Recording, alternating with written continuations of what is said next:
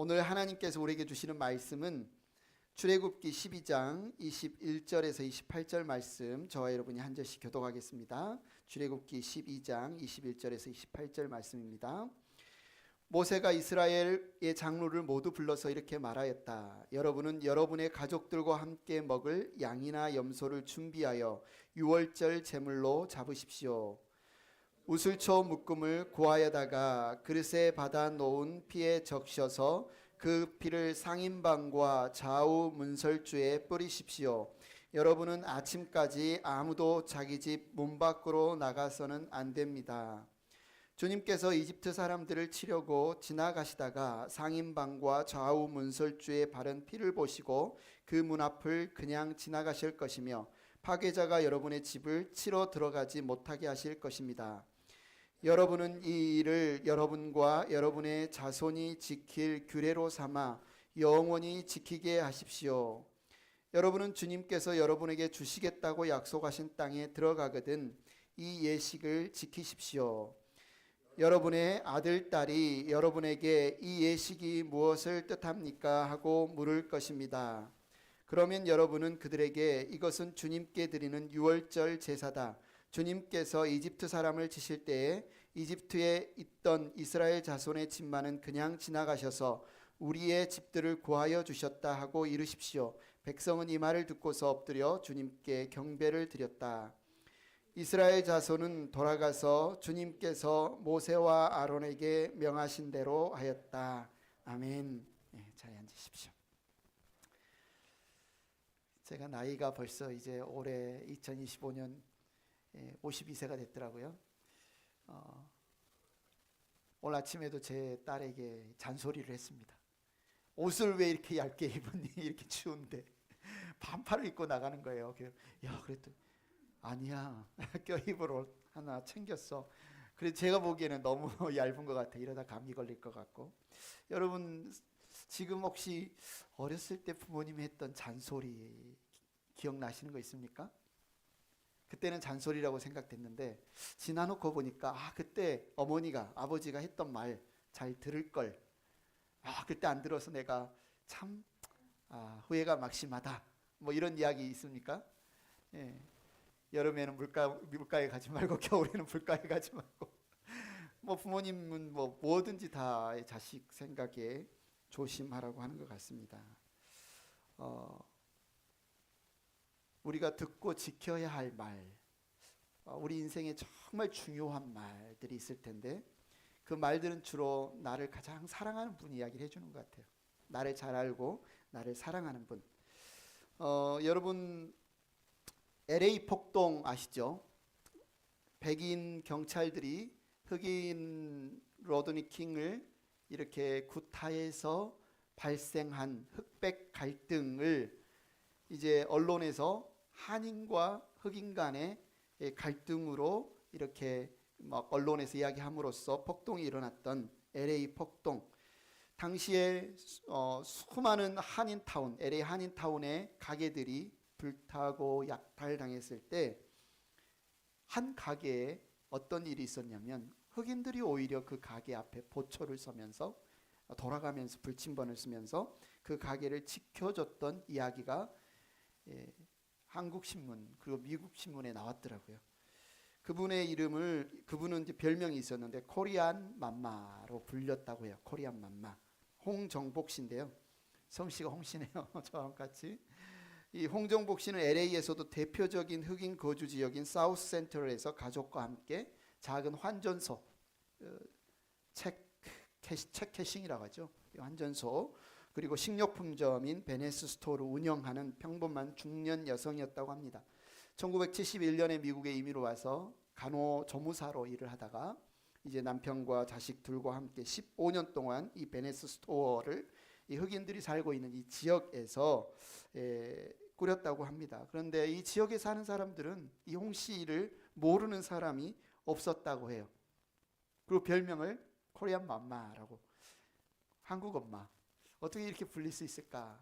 몇 가지 에피소드가 있다고 합니다. 하루는 어린, 누가 봐도 앳돼 보이는 아이인데 자꾸 기저귀 뭐 분유통 앞에 서성거리면서 한참을 머물러 있는 것을 보면서 홍정복 씨가 어린 나이에 아이를 낳았는데 이 분유와 기저귀 살 돈이 없나 보다.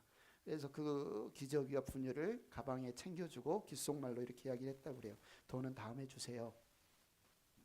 아마 이 사람이 감동을 받아서 나중에 이제 캐시를 가져와서 약속을 지켰다고 합니다. 또 이런 일도 있었다고 해요. 맥주캔을 훔쳐 달아나는 어떤 청년, 뒤를 향해서 우리 같으면 야 이놈아, 이 도둑놈아 이렇게 외쳤을 것 같은데 조심해, 넘어질라 이렇게 이야기를 했다고 합니다. 아마 당사자나 주변에 들었던 사람이 나중에 일화를 소개를 시켜줬겠죠. 또 한 번은 술 취한 남자가 정부에서 주는 어떤 그 생계비 보조 체크를 가지고 와서 술을 사고 나머지는 캐시로 바꿔달라 이렇게 했는데 이분이 술 취해서 이 캐시를 잔돈으로 받으면 다 써버리겠거니 해서 그 남편의 부인에게 전화를 걸어서 와서 잔돈을 받아가라. 뭐 이런 일도 있다고 하고, 보통 흑인 이 비즈니스를 하는 가게에 이제 남자애들, 뭐 젊은 애들, 어린 애들, 10대들 우르르 몰려오면 보통 뭘 짐작합니까? 야, 쟤들이 이렇게 막 정신을 혼란스럽게 해서 뭘 훔치지 않을까? 이런 감시의 눈초리를 보통 갖는데 이분은 항상 미소로 그들을 맞았다고 해요. 그래서 사람들이 그를 한 번이라도 이 가게를 찾은 사람들이 그를 코리안 맘마라고 불렀다고 합니다. 잠깐 들어도 쉽지 않죠. 쉽지 않습니다. 근데 전 이 자리에 계신 분들 중에서도 비즈니스를 하시면서 이런 비슷한 에피소드를 가지고 있는 것을 알고 있습니다. 그리고 우리가 아는 것처럼 1992년 LA 사람들은 429라고 부르는 LA 폭동이 일어났습니다. 흑인과 백인 경찰 사이에 이 일을 계기로 큰 폭동이 번지는 것, 여러분 잘 아는 것처럼 이것을 이제 언론이 한인들 두순자 씨의 가게에 들어왔던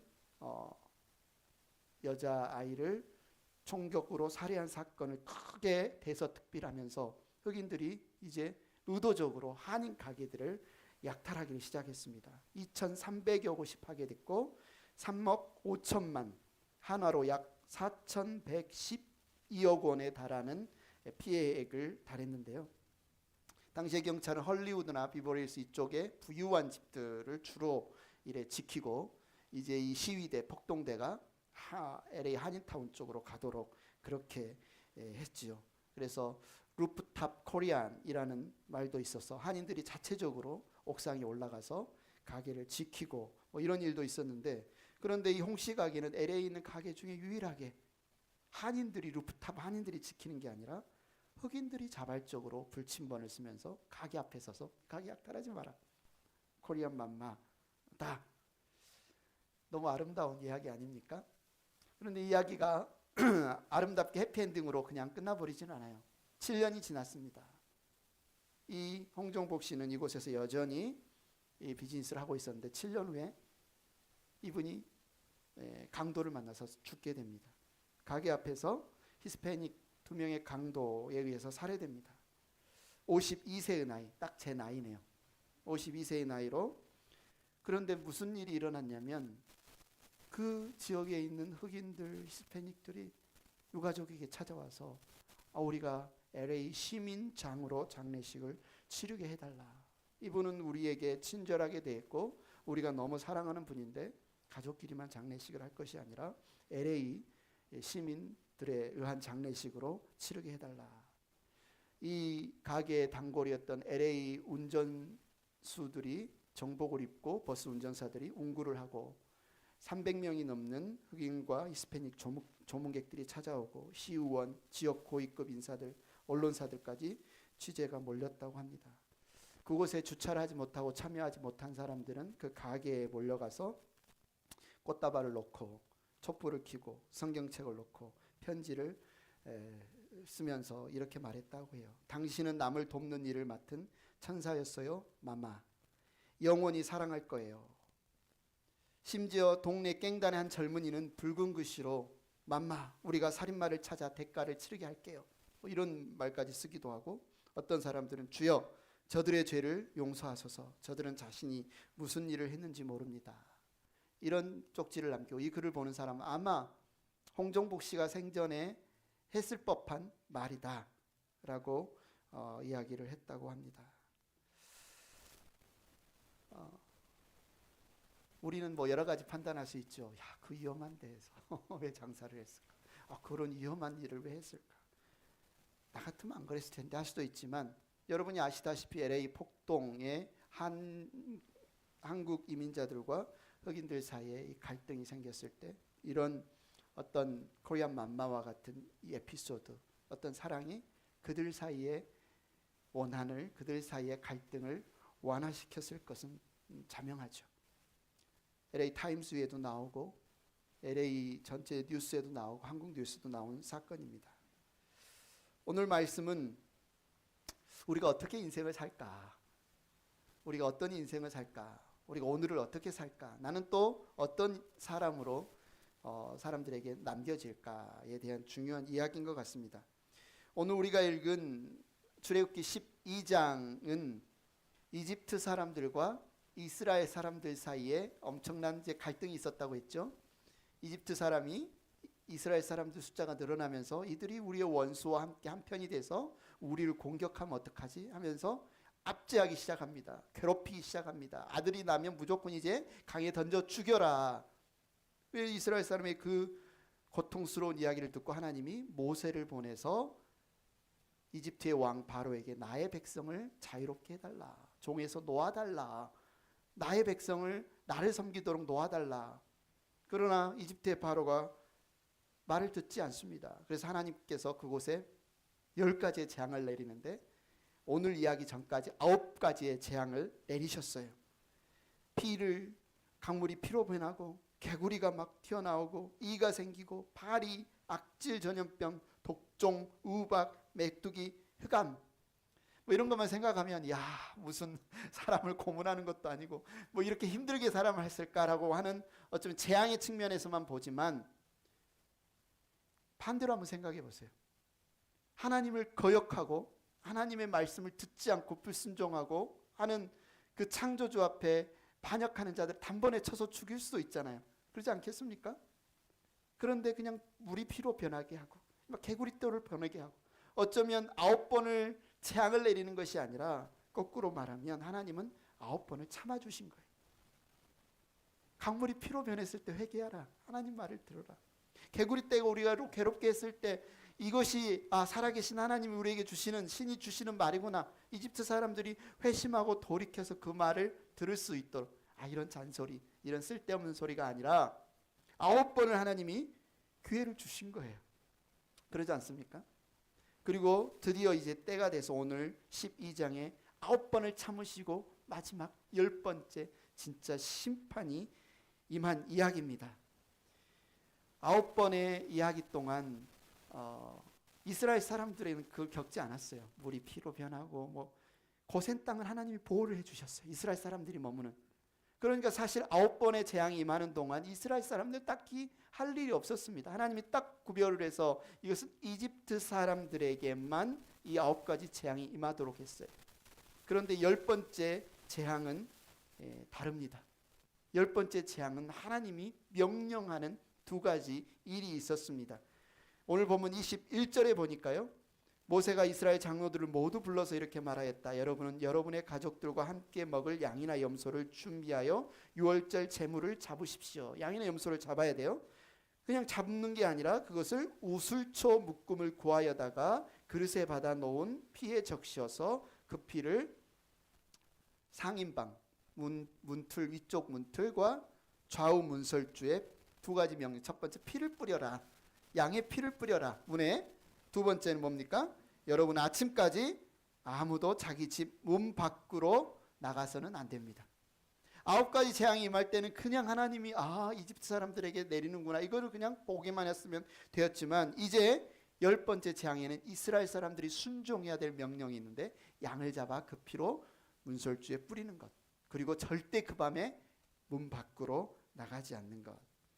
우리는 이 출애굽의 유월절 이야기를 들을 때 얼핏 들으면서 보통 이렇게 생각합니다. 아, 하나님이 죽음의 천사를 보내서 이집트를 혼내주셨고 이집트 사람들의 장자를 죽이셨구나, 뭐 이렇게 생각을 하는데 아닙니다. 아니에요.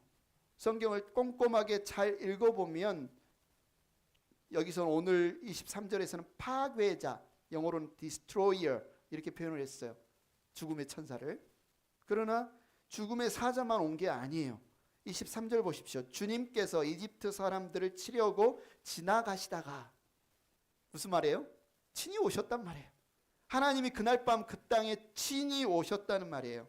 주님께서 이집트 사람들을 치려고 지나가시다가 그 문 앞을 지나가실 것이며, 출애굽기 11장 4절에도 말합니다. 그래서 모세가 바로에게 말하였다. 주님께서 말씀하십니다. 주님께서 내가 한밤중에 이집트 사람 가운데로 지나갈 것이며, 하나님이 친히 오셨다는 거예요. 그 자리에, 그 현장에. 27절에서도 그러면 여러분은 그들에게 이것은 주님께 드리는 유월절 제사다. 주님께서 이집트 사람을 치실 때, 이렇게 표현하잖아요. 주님께서 치신다. 그러니까 주님이 계시는 그 처소에 계시고 죽음의 사자 천사를 심부름시켜서 하신 일이 아니라 이날은 친히 누가 오셨다? 주님이 그 자리에, 그곳에 오셨다. 그래서 밖으로 나가지 말라고 한 거예요. 왜요? 아무리 하나님이 사랑하는 선택한 이스라엘 백성일지라도 죄인이 거룩하신 하나님을 보면 어떻게 될까요? 죄가 있는 사람이 죄가 없으신 하나님을 보면 즉사하게 됩니다. 출애굽기에 보면 모세가 하나님께 소원 이야기를 해요. 주님, 저는 주님 얼굴을 한번 뵙고 싶습니다. 제 소원입니다. 주님 한번 보는 게 소원입니다. 하나님이 모세를 얼마나 사랑합니까? 특별히 사랑하잖아요. 그런데도 모세도 하나님을 보면 죽게 되니까 너는 바위 틈에 엎드려 있어라. 내가 네 등 뒤로 지나가겠다. 하나님은 온전히 선하신 분입니다. 조금이라도 거짓이 있는 사람은 그 선하신 하나님을 만나면 죽어요. 하나님은 온전히 아름다우신 분입니다. 조금이라도 추한 것이 있는 사람이 그분을 만나면 죽어요. 주님은 온전히 진실하신 분입니다. 온전히 조금이라도 거짓이 있는 사람이 그분을 만나면 죽어요. 그래서 하나님이 이날 밤 명령한 것 두 가지, 절대 문 밖으로 나오지 말라 명령하신 것은 하나님의 뭐예요? 사랑의 표현이에요. 왜요? 죽지 않도록 하시려고. 1992년 로드니 킹 사건으로 LA 폭동이 일어났을 때 이 흑인들이 평소에 자기들에게 차별하고 자기들 좀 뭔가 이렇게 미나게 했거나 한 사람들 가게에 다 이렇게 표시를 했대요. 그러면서 이제 우르르 몰려가면서 약탈을 했다는 겁니다. 그런데 좀 전에 말했던 홍정복 씨는 아예 사람들이 문 밖에 서서 지키고 약탈을 방지했다는 거죠. 그러면 두 번째, 절대 문 밖에 가지 마라. 이것은 하나님의 은혜인 것을 알았어요. 그러면 왜 문에다 피를 바르라고 했을까? 문에다 왜 피를 바르라고 했을까? 이것은 LA 폭동처럼 이 집은 우리가 약탈할 집, 이 집은 우리가 보호할 집, 뭐 이런 이 집은 이집트 사람, 이 집은 이스라엘 사람, 이걸 구별하기 위해서, 그래서 죽음의 파괴자 천사가 지나갈 때 그걸 이렇게 표식을 보고 이렇게 지나가려고 그걸 했을까요? 아닙니다. 그것을 위해서 표시한 게 아니에요. 왜냐하면 이미 그 피가 없을 때도 하나님은 9가지 재앙을 임할 때 이미 알아요. 누가 이집트 사람들이고 누가 자기 백성이지 하나님 이미 구별을 했어요. 그러지 않겠습니까? 이미 하나님은 알고 계신데 굳이 문에 피를 바르는 것을 보고 이 집은 이스라엘 백성의 집이구나. 피가 안 발라 있으면 이것은 이집트 사람의 집이구나. 이걸 구분하기 위해서 피를 바른 게 아니에요. 현대인들은 피하면 별로 반기지 않지 않습니까? 그리스도인들도 피하면 무당들이 막 닭 목을 쳐서 막 피 뿌리고 막 이 뭐 굿하는 거 보면 뭐 으시시하고, 우리가 예수님을 전할 때 이 피가 없이 복음을 전할 수 있으면 훨씬 좋았을 텐데 왜 현대인들이 생각할 때는 좀 뭔가 좀 으시시하게 왜 물에다 피를 바르라고 했을까? 그런데 그 피가 표식도 아니라면 이게 무슨 뜻일까? 저와 여러분은 알지요? 상인방은 위에 있는 나무 틀이라고 했습니다. 문설주는 좌우에 있는 나무 틀이라고 했습니다. 위에 있는 나무와 좌우에 있는 나무에 피가 흘렀습니다. 이 나무, 무슨 나무를 닮았습니까? 십자가를 닮았죠. 이제 1500년 이후에 예수님이 십자가에 달리셔서 흘리실 그 피를 이 상인방, 문지방과 문설주에 흐르는 피가 상징하는 거예요. 우리는 압니다. 아, 예수님께서 나무에 매달리셔서 우리를 대신해서 흘리시는 그 피를 이것이 상징하는구나. 유대인들은 알았을까요? 이스라엘 사람들은? 이스라엘 사람들이 이때 에수의 애자도 모릅니다. 에수의 애자도 몰라요. 그러면 이들은 어떻게 이해했을까요? 하나님께서 모세를 통해서 어린 양을 잡아서 이 피를 바르라고 했던 이 행위가 과연 어떤 의미일까? 이날 밤에 우리가 지금 하는 이 일이 무슨 뜻일까? 어떻게 받아들였을까요? 문에 피를 바르라고 하는 것은 두 가지 의미가 있습니다. 두 가지 이유가 있습니다. 첫째, 문 밖에 피를 발랐잖아요. 그죠? 그럼 문 밖에 있는 사람들은 아, 이 집에 피가 발라져 있는 것을 보겠어요? 못 보겠어요? 보죠. 누가 문 밖에 있습니까? 이집트 사람들이죠. 이집트 사람들은 문 밖에 있습니다. 피가 발라진 집에 문 밖에 있습니다. 이것은 지금 하나님께서 이집트 사람들로 보게 하시려는 거예요. 하나님이 구별하여 선택하여 보호하시는 백성에게 어떤 일이 일어나는지 봐라. 하나님의 보호 아래에 있는 백성에게 어떤 일이 일어나는지 봐라. 그 보호된 문 밖에 있는 사람들에게 임하는 무서운 심판이 얼마나 무섭게 임하는지 봐라. 첫 번째 피를 바르게 한 것은 그것을 깨닫게 하시기 위해서예요. 출애굽기 11장 7절. 그러나 이집트의 개마저, 개가 등장합니다. 개마저 이스라엘 자손을 보고서는 짖지 않을 것이다. 사람뿐 아니라 동물을 보고서도 짖지 않을 것이다. 이는 나 주가 이집트 사람과 이스라엘 사람을 구별하였다는 것을 너희에게 알리려는 것이다. 이게 가능합니까? 뽀시락 소리만 나도 저녁에 집 지키는 개가 으르렁거리며 짖을 텐데 그날 밤에 이집트의 장자가 다 죽고 집집마다 비명과 통곡 소리가 울려 퍼지는데 개가 안 짖을 수 있어요? 불가능하잖아요. 그런데 하나님이 이 일을 통해서 아, 이스라엘 사람과 이집트 사람을 하나님이 구별하고 계시는구나. 문 밖에 있는 사람들에게는 전무후무한 심판이, 너무나 고통스러운 비명을 지를 수밖에 없는, 통곡할 수밖에 없는 집 문 밖에 있는 사람들, 피 바른 집 문 밖에 있는 사람들의 통곡이 임하고 문 안에 있는 사람들에게는 평안이 임합니다. 극명하게 대조하고 있어요.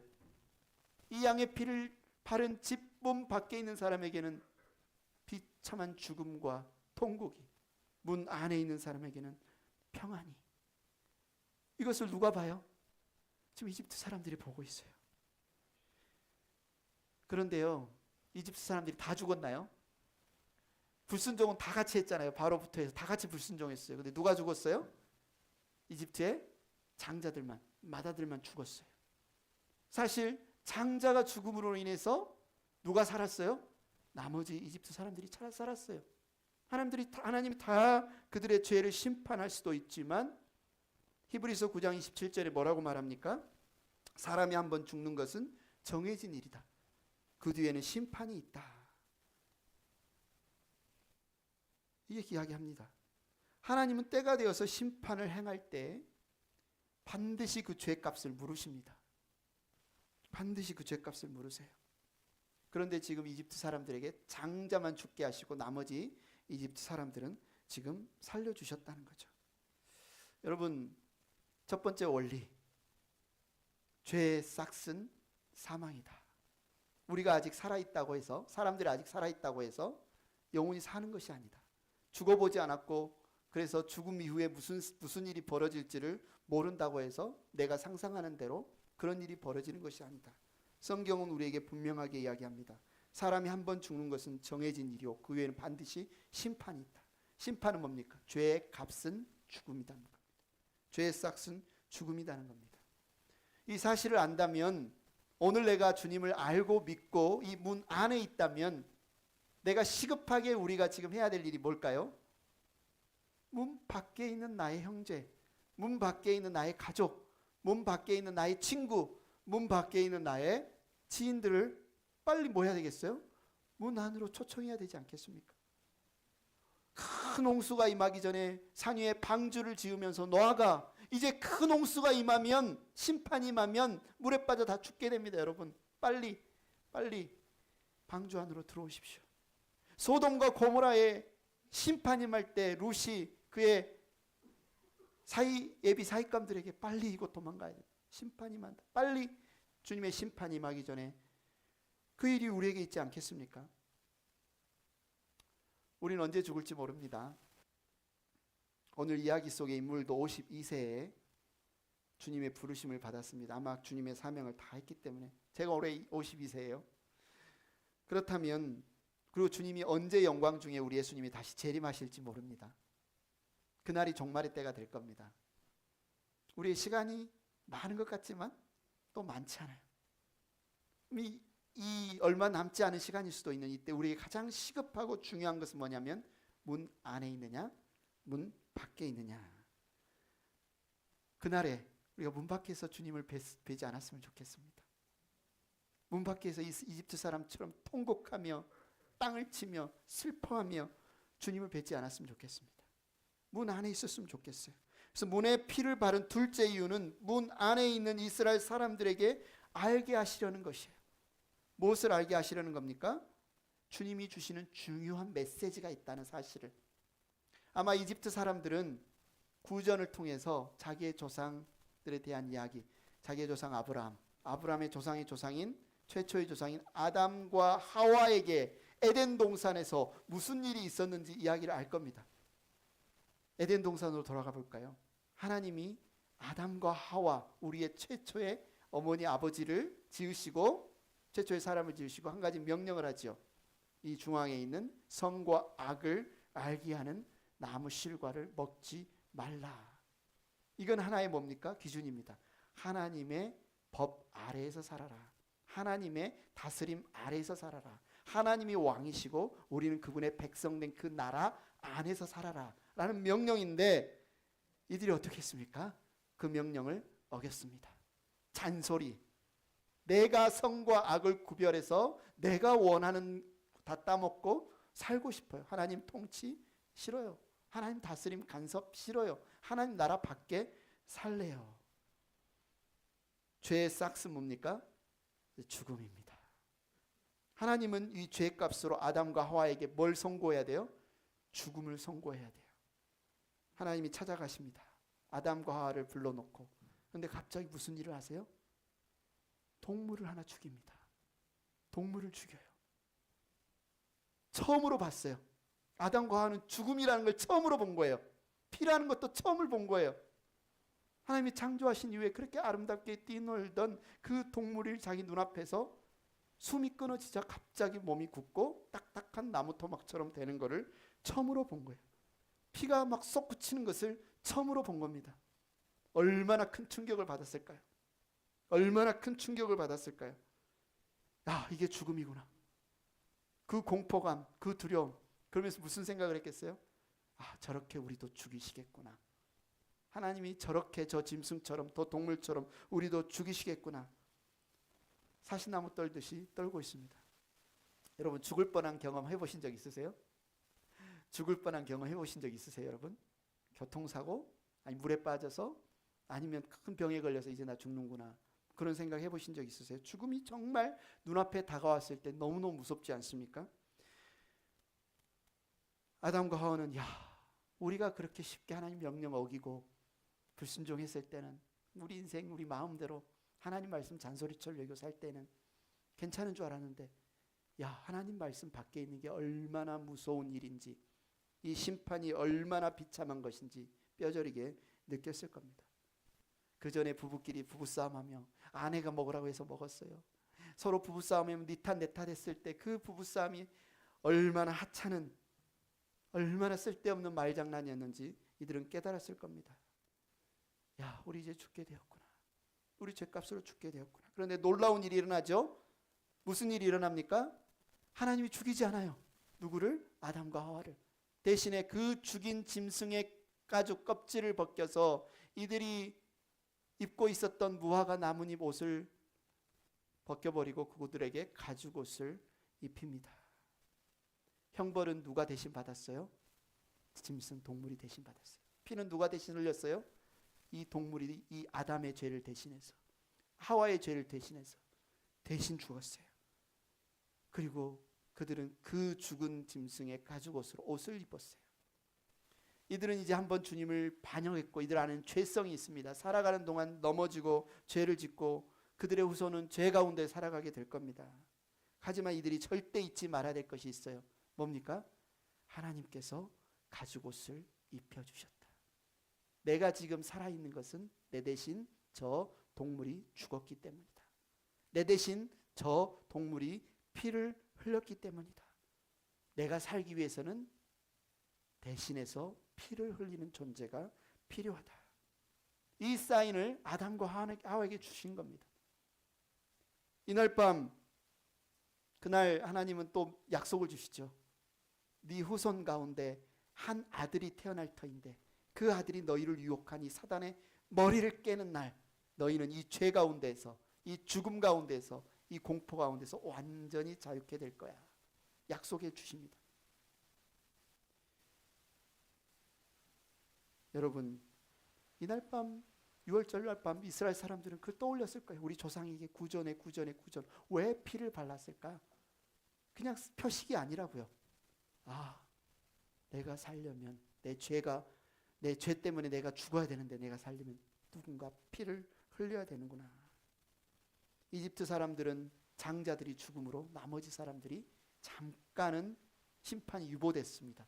잠깐은 심판이 유보됐어요. 왜 잠깐이라고 합니까? 바로가 빨리 우리에게 좀 나가라, 빨리 우리에게서 나가라 했는데 이집트 백성이 나가고 나서 어떻게 합니까? 다시 군대를 모으지요. 다시 그들을 쫓아가지요. 결국 하나님의 말씀에 또 불순종하죠. 그 결과는 뭡니까? 홍해바다에 다 수장당해 죽는 겁니다. 이집트 장자들이 피를 흘림으로써 나머지 사람들이 하나님이 잠깐 생명을 살려주셨는데 그들은 또 불순종해서 홍해까지 쫓아감으로 몰살당하죠. 그러면 이 문 안에 있던 이스라엘 사람들에게는 무슨 일이 일어났습니다. 하나님이 하나의 방법을 알려주셨습니다. 너희도 죄 때문에 다 죽어야 되는데 너희들이 살 수 있는 한 가지 방법이 있어. 양을 잡아라. 너희의 죄를 대신해서 피를 흘리는 양을 잡아라. 그리고 문에 발라라. 여러분, 문 안에 있는 이스라엘 백성들이나 문 밖에 있는 이집트 사람들이나 이들이 살 수 있는 유일한 하나의 원리는 뭐예요? 피 흘림이 없은즉 사함이 없느니라. 피를 흘려야만, 이 죄를 대신해서 누군가 피를 흘려야만 이 죄가 용서받는다. 내 죄를 위해서 누군가 피를 흘려야만 나의 죽음이 넘어간다. 패스오버, 유월. 하나님이 지금 문 밖에 있는 사람들에게나 문 안에 있는 사람들이나 문에 바른 이 피를 통해서 주시는 메시지는 분명한 거예요. 피 흘림이 없으면 용서가 없다. 피 흘림이 없으면 살 수 없다. 모든 세대에 죄가 있는 인간은 반드시 죽어 마땅하다. 죄의 싹슨 죽음이다. 이것은 아담과 하와에게도 해당되는 말이었고 이날 밤 이스라엘 사람들과 이집트 사람 모두에게도 해당되는 말이고 오늘날 저와 여러분에게도 동일하게 해당되는 원리입니다. 죄를 지었으면 값으로 죽어야 된다. 그러나 죽지 않는 유일한 방법은 그 죄를 대신해서 누가 피를 흘려야 된다. 우리는 누가 피를 흘렸는지 저와 여러분을 위해서 누가 대신 죽었는지 잘 알고 있습니다. 상인방과 문설주에 발랐던 이 피는 하나님의 아들 예수 그리스도가 십자가에 매달려 흘렸던 그 피, 어린 양의 피가 문을 봉인함으로 말미암아 파괴자 죽음의 천사가 그 피로 완전히 막힌 그 문을 뚫고 들어가서 그 안에 있는 그 어떤 이스라엘 사람의 몸에 손도 못 대고 한 명의 생명도 취하지 못했어요. 그 피가 완전히 막은 거예요. 완전히 보호막이 된 겁니다. 바로 그 일을 누가 했냐? 어린 양의 피가 죽음과 생명을 구원했습니다. 우리의 구원은 다른 어떤 것으로도 가능하지 않아요. 문 밖에 있느냐, 문 안에 있느냐. 이 문은 뭡니까? 피 밖에 있느냐, 피 안에 있느냐예요. 오늘 6월절의 이야기는 그 사실을 우리에게 알려주는 겁니다. 피 안에 있어야 됩니다. 피 안에 있어야 됩니다. 나를 대신해서 흘리신 그 피 안에 있어야 평안이 있습니다. 생명이 있습니다. 구원이 있습니다. 그 피 밖에 있으면 반드시 심판이 있습니다. 여러분이 그 현장에 있었다고 생각해 보십시오. 하나님이 피를 바르고 문 안에 있으라고 하는데 밖에서 막 통곡과 비명소리가 막 있을 때 여러분 문을 좀 빼꼼히 열고 나가서 무슨 일이지 하고 보고 싶은 마음이 안 들 것 같으세요? 궁금하지 않을 것 같으세요? 그냥 하나님이 피만 바르고 있어라 했으면 아마 많은 사람들이 문 열어봤을 것 같아요. 그럼 무슨 일이 일어났을까요? 죽었을 겁니다. 본인뿐만 아니라 온 가족이 죽었을 겁니다. 근데 하나님 명령하시는 거예요. 절대로 이 문 밖으로 나가지 못한다. 피가 발라진 이 문 밖으로 나가지 못한다. 그 어떤 것도 문 안으로 들어오지 못한다. 이 6월절의 이 이야기에는 우리에게 엄청난 하나님의 메시지가 담겨 있어요. 우리 주 예수 그리스도의 피로 감싸는 사람을 우리 주님은 단 한 사람도 잃어버리지 않는다는 뜻입니다. 문 안에 있는 사람은, 주님의 피 안에 있는 사람은 단 한 사람도 우리 주님은 놓치지 않는다는 뜻이에요. 요한복음 6장 39절에 예수님은 말합니다. 같이 한번 읽어보겠습니다. 시작. 나를 보내신 분의 뜻은 내게 주신 사람을 내가 한 사람도 잃어버리지 않고 마지막 날에 모두 살리는 일이다. 여러분, 우리의 생명을 우리가 보호하고 우리가 지키고 우리가 안전하게 하는 게 아니라 우리를 너무너무 사랑하시는 그분, 우리에게 살 길을 알려주신 그분, 그래서 자기 아들을 피 흘리게 하신 그분이 우리의 구원을, 우리의 생명을, 우리의 안전을 보호하신다는 거예요. 여러분, 오늘 이야기에서 너무너무 중요한 것은요, 거룩하신 심판자 하나님이 죄를 심판하시기 위해 그날 밤 친히 오셨다는 거예요. 만약에 죄인이 그분을 봤다면 어떻게 된다? 죽는다.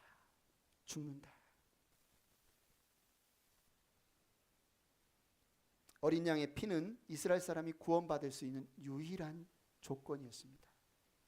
오늘날 우리에게 한번 적용해 볼까요? 왜 사람들이 용서를 받지 못합니까? 왜 사람들이 하나님의 구원을 받지 못합니까? 선행을 많이 하지 않아서일까요? 죄를 많이 지어서일까요? 거짓말을 많이 했기 때문에 구원받지 못하는 겁니까? 오늘 말씀은 유일하게 단 한 가지 이유를 이야기합니다. 자기가 죄인이고 자기 죄의 싹은 죽음이고 자기를 대신해서 그 피를 흘리신 분이 있음을 인정하지 않기 때문에, 믿지 않기 때문에 구원받지 못하는 거예요. 죄가 많아서도 아니고 악해서도 아니고 나를 대신해서 피 흘리신 분을 믿지 않기 때문에, 문 안으로 들어오지 않기 때문에 구원받지 못하는 것이지, 누가 더 악해서 누가 더 나빠서 구원받지 못하는 것이 아니다. 이날 밤 하나님, 거룩하신 하나님이 이집트에 왔을 때 엄청나게 무서운 일이 일어났는데 1500년 후에 하나님이 친히 임하시는 사건이 또 일어납니다. 근데 이번에는 조금 달라요. 어떻게 달라요? 인간의 몸을 입고 우리와 똑같은 모습으로 하나님이 사람들을 찾아오십니다. 그분의 이름을 예수 그리스도라고 부르죠. 6월절날 밤에는 누구든지 거룩하신 하나님을 봤으면 다 죽었을 텐데, 인간의 몸을 입고 이 땅에 오신 그 예수 그리스도를 아무리 사악한 살인범이 예수님을 봐도 죽지 않아요. 아무리 음란하고 방탕한 창녀가 예수님을 봐도 죽지 않아요. 군대 귀신이 들려 하나님의 원수된 자가 예수님을 봐도 죽지 않아요. 나라를 팔아먹는 매국노 세리가 예수님을 봐도 죽지 않아요. 오히려 그 예수님이 집집마다 찾아가서, 사실 하나님 앞에 섰으면 자기의 죄 때문에 죽어 마땅한 자들을 하나님 나라로 초청하십니다. 그들에게 생명을 약속하십니다. 아담과 하와에게 하나님이 하셨던 그 약속, 여자의 후손이 오면 사탄의 머리를 박살내고 너희는 죄와 죽음에서 자유케 되리라 하는 약속을 하나님이 친히 인간의 몸을 입고 오셔서 1500년 후에 약속을 지키십니다. 여러분 자신을 우리 자신을 우리는 잘 압니다. 우리가 얼마나 꺼져가는 등불과 같고 꺾여 있는 갈대와 같은지. 우리가 잘나서 구원받은 것도 아니고 우리가 선해서 착해서 하나님이 우리를 사랑하신 것도 아닙니다. 이사야의 말씀에 하나님은 뭐라고 이야기합니까? 예수님이 우리의 허물을 대신해서 찔리셨다고 이야기합니다. 예수님이 우리의 죄악을 대신해서 상했다고 이야기합니다. 예수님이 우리를 대신해서 징계를 받으셨다고 이야기를 합니다. 그분이 채찍을 대신 맞으셨기 때문에 우리가 나음을 입었다고 이야기를 합니다. 하나님은 저 멀리 계신 분이 아니라 지금 이 자리에 우리 가운데 함께 계십니다. 우리가 꺼져가는 등불이고 꺾여 있는 갈대이고 우리 안에는 부끄러움과 연약함과 죄와 냄새나는 것으로 가득하지만 인간의 몸을 입고 오신 예수님이 그 모든 것을 친히 지시고 십자가의 대신 값을 치르고 피를 흘리심으로 우리를 죽이시는 게 아니라 그 피 안으로 우리를 초청하시는 겁니다. 우리를 끊어 안으시는 겁니다. 그 안에 있는 자는 이제 무슨 일이 일어나요? 그 피 안에 있는 자들은 절대 죽지 않는다. 절대 버림받지 않는다. 절대 망하지 않는다. 우리의 유일한 소망은 문 안에 있으면 돼요. 주님의 피가 묻은 문 안에 있기만 하면 돼요. 괜히 문 밖에서 서성이지 마십시오. 문 밖에서 괜히 내가 죽도록 뭔가 열심히 하면 내 안에 평안이 임하겠지. 내 안에 성공이 임하겠지. 내 안에 자유가 임하겠지. 성경은 우리에게 이야기합니다. 아니야. 문 밖에서는 그런 일이 일어나지 않아. 문 안으로 들어와라. 피 안으로 들어와라. 너희가 예수 그리스도의 피 안으로 들어오면 무슨 일이 일어나는지 성경은 로마서 8장 35절 이렇게 이야기합니다. 우리가 한 목소리 한번 읽어보겠습니다. 시작. 누가 우리를 그리스도의 사랑에서 끊을 수 있겠습니까? 환난입니까? 공고입니까? 박해입니까? 굶주림입니까? 헐벗음입니까? 위협입니까? 또는 칼입니까? 나는 확신합니다.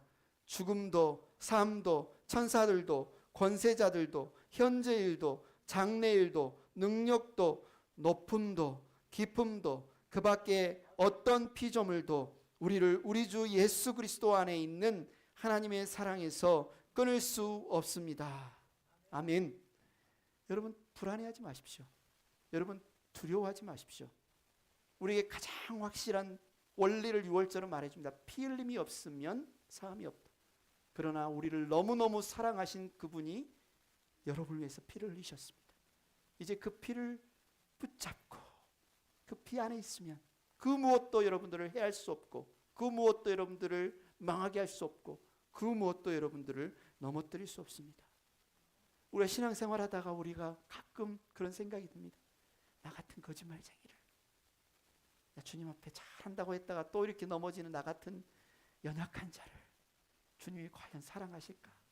주님이 과연 용서하실까? 주님이 과연 받아주실까?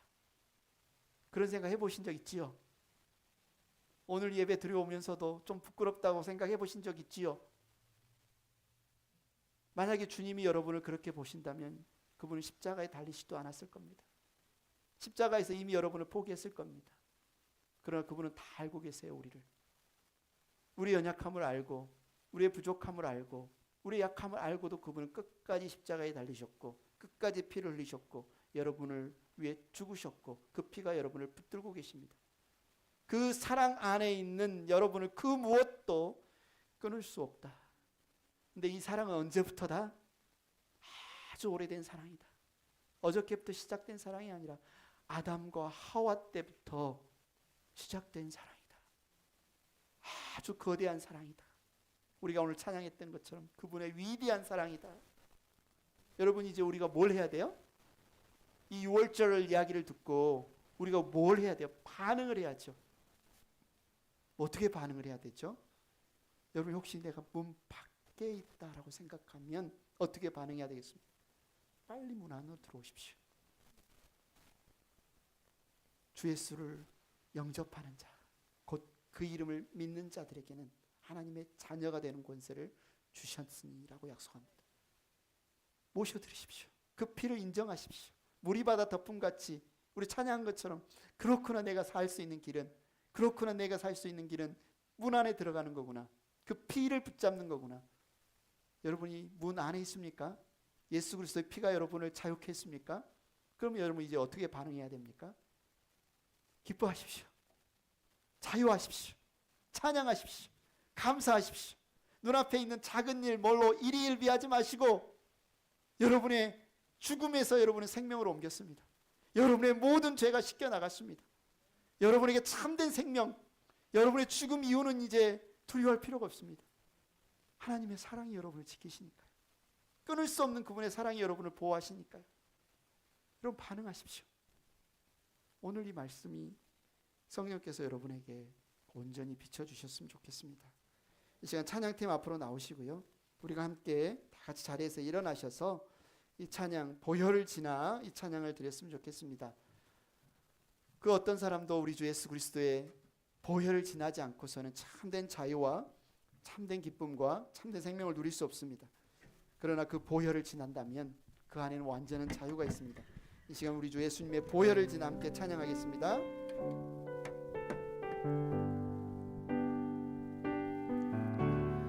보혈을 지나 하나님 품으로, 보혈을 지나 아버지 품으로, 보혈을 지나 하나님 품으로 한 걸음씩 나가네. 보혈을 지나 하나님 품으로, 보혈을 지나 아버지 품으로, 보혈을 지나